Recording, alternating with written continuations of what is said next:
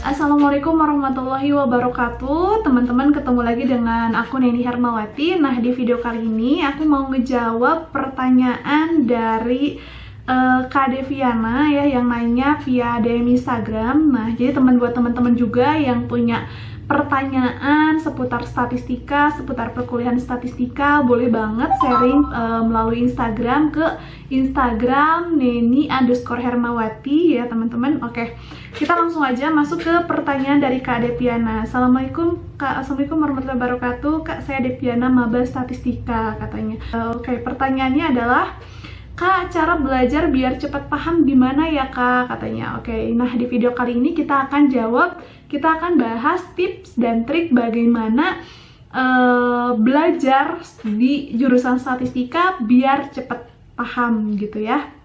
Oke, yang pertama teman-teman, untuk belajar statistika biar paham itu tips yang pertamanya adalah kita harus mencatat silabus dari mata kuliah itu.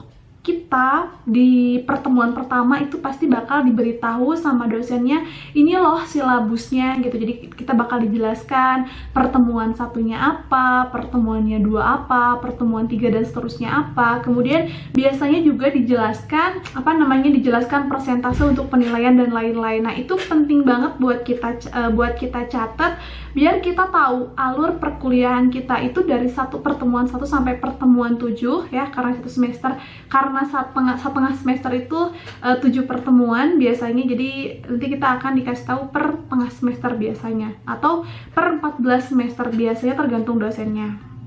Nah, itu yang pertama.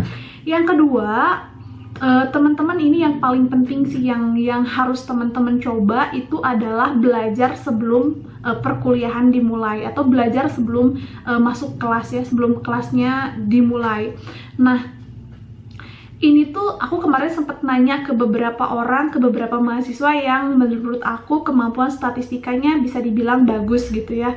Nah, dan ternyata dari semua itu yang semuanya memiliki kesamaan, yaitu belajar dulu sebelum kelas dimulai. Jadi ini wajib banget buat teman-teman coba ya, karena aku juga merasakan dengan belajar sebelum kelasnya berlangsung, atau belajar dulu gitu ya, itu tuh akan membuat kita menjadi meningkatkan keingintahuan, kemudian menghilangkan rasa kantuk saat kelas berlangsung, dan masih banyak gitu manfaat-manfaat lainnya. Dan yang jelas ini bisa membuat kita menjadi belajar statistika menjadi lebih paham gitu.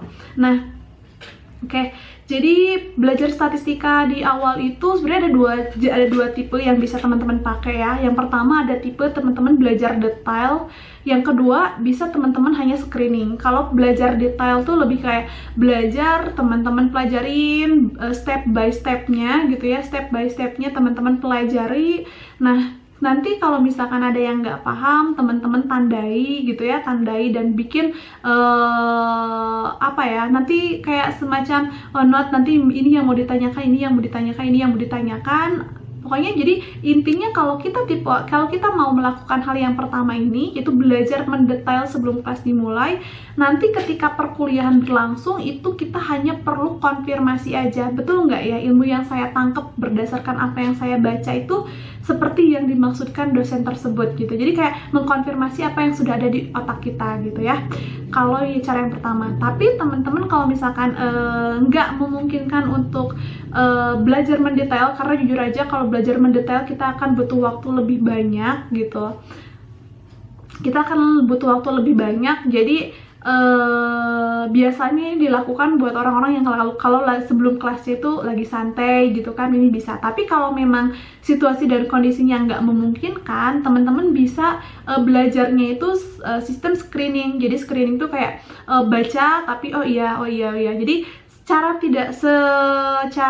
tidak langsung kita paham alur pembelajaran di pertemuan ini adalah tentang ini yang akan dibahas itu adalah judulnya ini, kemudian nanti subnya ada ini, nanti yang dibahas adalah plek. Jadi nggak mendetail mana yang kita paham dan mana enggak gitu, tapi lebih ke kayak keseluruhan, oke saya belajar itu gitu. Nah kalau yang screening ini biasanya nanti ketika di kelasnya itu kita akan benar-benar memperhatikan dosennya itu nggak bisa sambil kita nyatet-nyatet biasanya ya, boleh sambil nyatet kecil-kecil, tapi dibutuhkan perhatian lebih banyak, diperlukan perhatian lebih banyak gitu ya teman-teman ketika di kelasnya.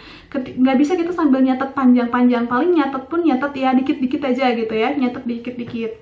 Nah terus tips yang keduanya yang ketiganya kita harus print bahan perkuliahan. Jadi disarankan banget teman-teman nggak bisa belajar pakai handphone, apalagi handphone kita bisa dapat notis dari WA yang masuk atau apa gitu ya.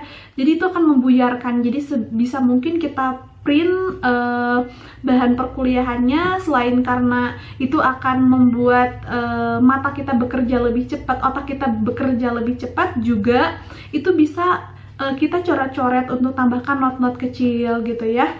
Nah itu yang ketiga.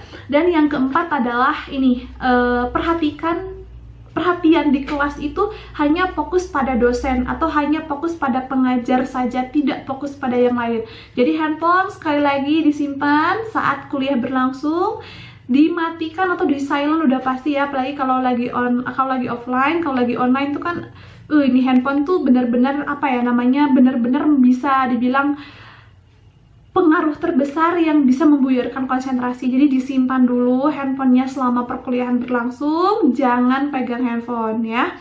Kita fokus sama apa yang ada di depan kita dulu. Nah setelah itu di sini tuh akan ada dua tipe, tergantung teman-teman tadi belajar di awalnya. Di awalnya itu adalah belajar yang mendetail atau screening. Kalau misalkan belajar screening, kita bakal benar-benar memperhatikan dan nggak boleh terganggu sama hal-hal lain. Bahkan mencatat sekalipun itu bisa membuyarkan kita konsentrasi kita gitu ya, bisa membuyarkan konsentrasi kita. Jadi kalau mau kita memperhatikan saja, terus nanti kita bikin not kecil-kecil, dan notnya itu biasanya lebih ke kayak kalau ada koreksian atau enggak ya not-not yang kecil aja, jangan bikin not yang besar yang panjang-panjang karena itu akan merusak konsentrasi. Nah tapi buat kalian yang sudah belajar mendetail di awal, kalian karena kalian sudah tahu mana bagian yang sudah kalian ngerti dan mana bagian yang belum kalian ngerti, jadi di bagian yang belum kalian ngerti kalian boleh tambahkan not lebih panjang untuk memahami dan untuk menambah penjelasan-penjelasan. Nah itu jadi memang tergantung kita di awalnya belajar secara mendetail atau hanya belajar screening gitu ya.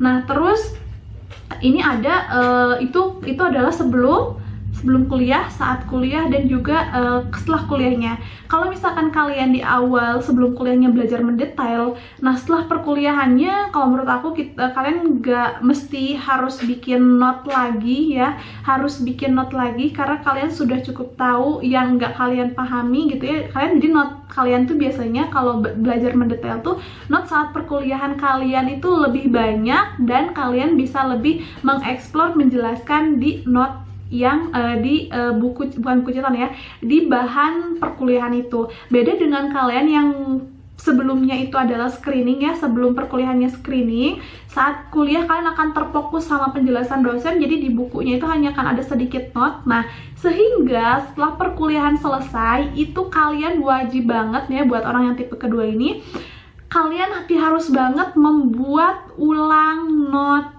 atau membuat ringkasan dari perkuliahan itu. Tapi lebih ke kayak ringkasan ya, mungkin dilengkapi lah istilahnya, dilengkapi not-not yang sekiranya dibutuhkan tadi, seperti itu. Jadi memang ya ada keringanan, tapi di akhir juga tetap kalian harus melengkapi not kalian, seperti itu ya.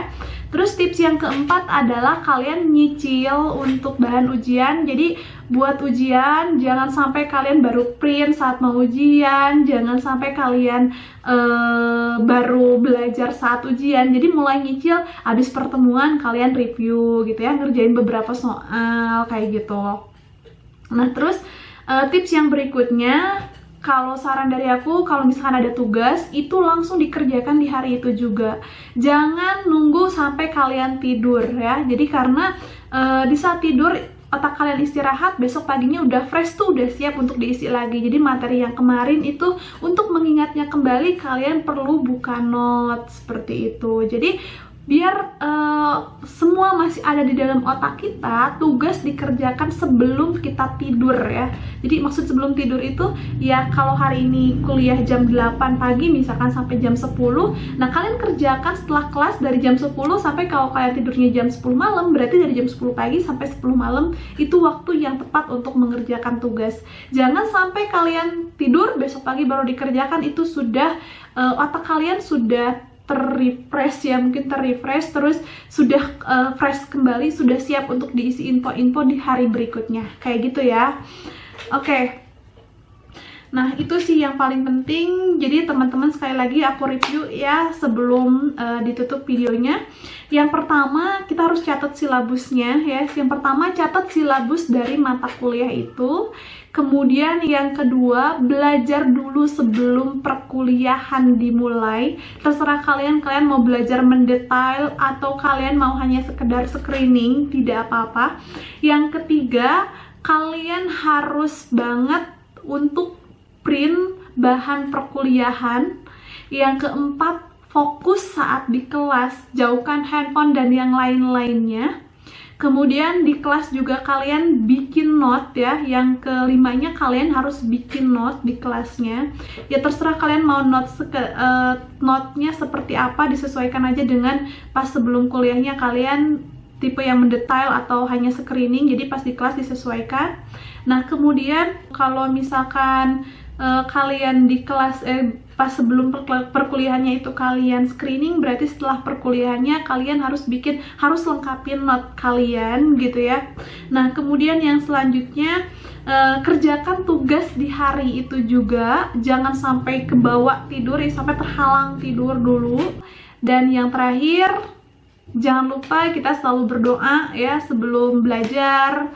Itu selalu berdoa dan mohon pada sama Allah atau sama Tuhannya masing-masing agar kita itu selalu diberi kemudahan dalam segala hal apapun, terutama ketika dalam proses transfer ilmu atau ketika proses pembelajaran, karena itu penting banget ya, karena otak kita itu kita berusaha untuk memenuhi, untuk memberikan nutrisi pada otak kita gitu ya, tapi kalau yang maha memilikinya tidak mengizinkan, apalah daya gitu. Jadi oleh karena itu teman-teman, jadi dibarengin selain usaha juga kita barengin sama doa.